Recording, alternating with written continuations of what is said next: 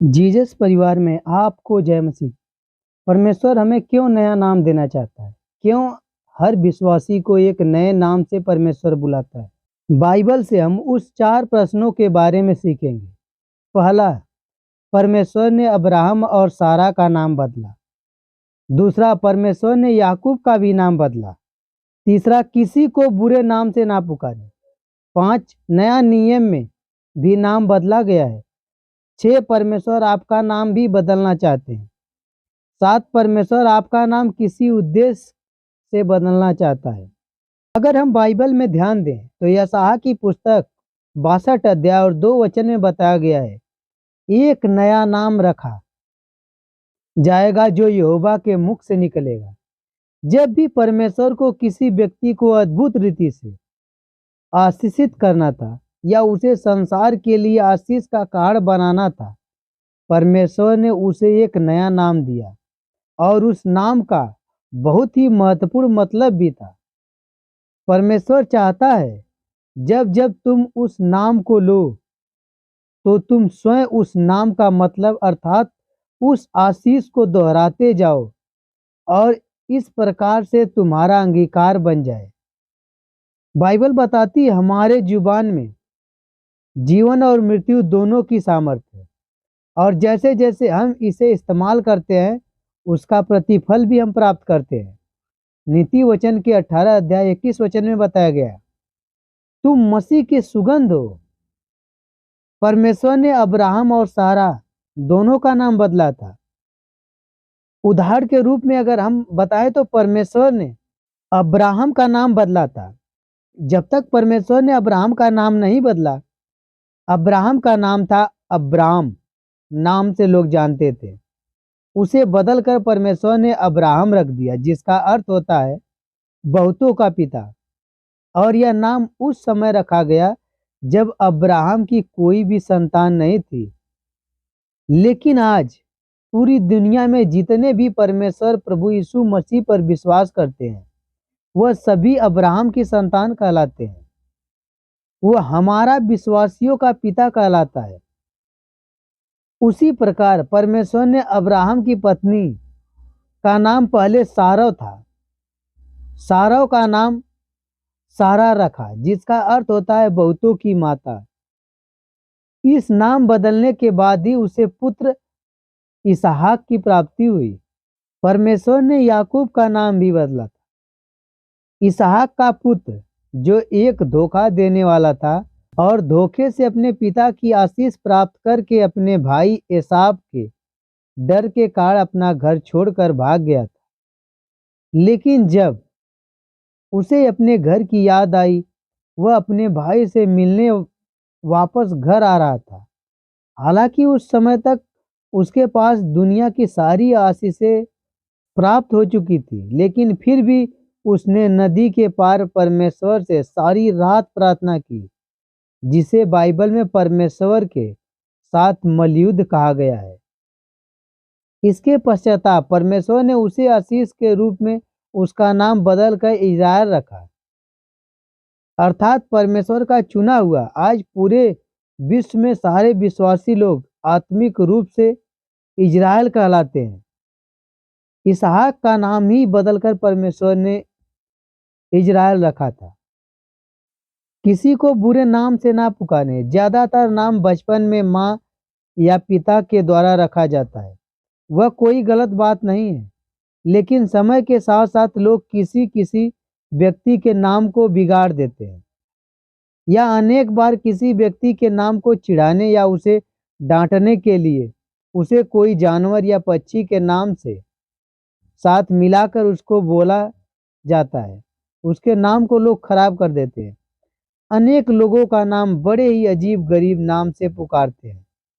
पिछले दिनों में कई ऐसे व्यक्ति हैं जिनका नाम बदल दिया गया है।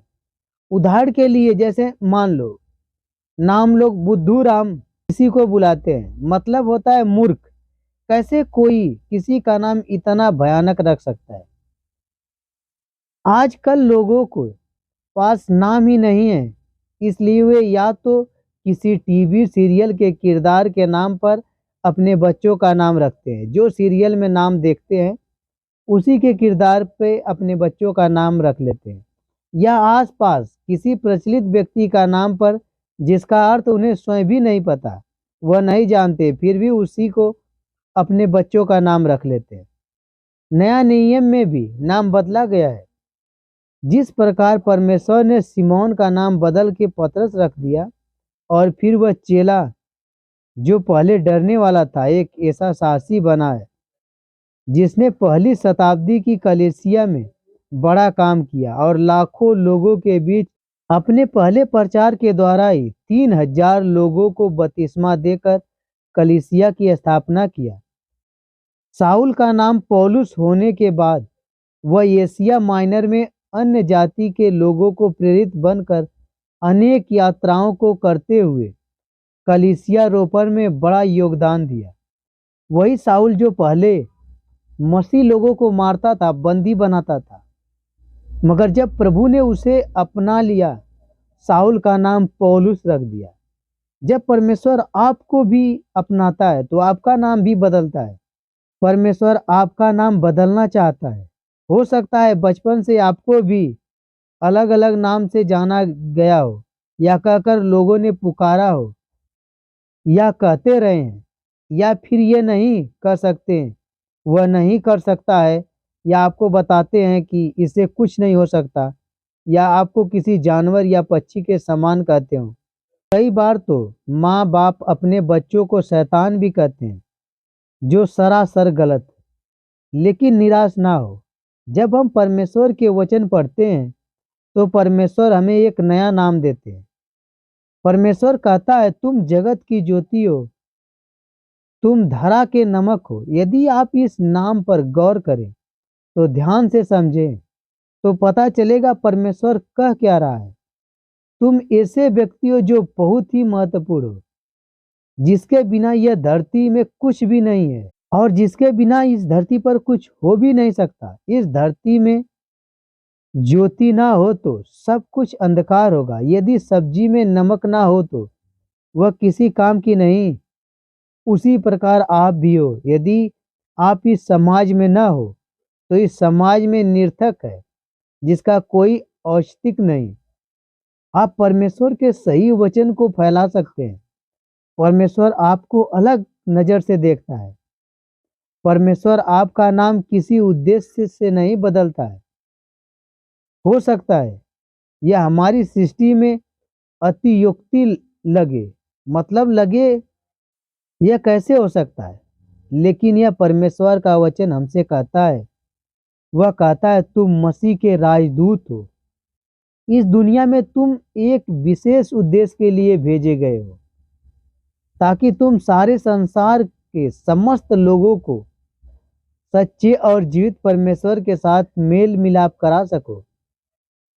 आइए बचपन से सारे नकारात्मक नामों को अपने जीवन से निकाल कर फेंकें और परमेश्वर जो नया नाम हमें देना चाहता है उसे ग्रहण करें, और प्रतिदिन उस नए नाम को अपने जीवन में अंगीकार करते हुए स्वयं के लिए, इस दुनिया के लिए आशीष का कारण बने, और अब्राहम की उस आशीष को अपने जीवन में भी ग्रहण करें, जिसे परमेश्वर ने इस प्रकार कहा है, मैं तुझसे एक बड़ी जाति बनाऊंगा और तुझे आशीष दूंगा और तेरा नाम बड़ा करूंगा और तू आशीष का मूल होगा, और जो तुझे आशीष दे उन्हें मैं आशीष दूंगा, और जो तुझे कोसे मैं उसे शाप दूंगा, और भूमंडल के सारे कुल तेरे द्वारा आशीष पाएंगे।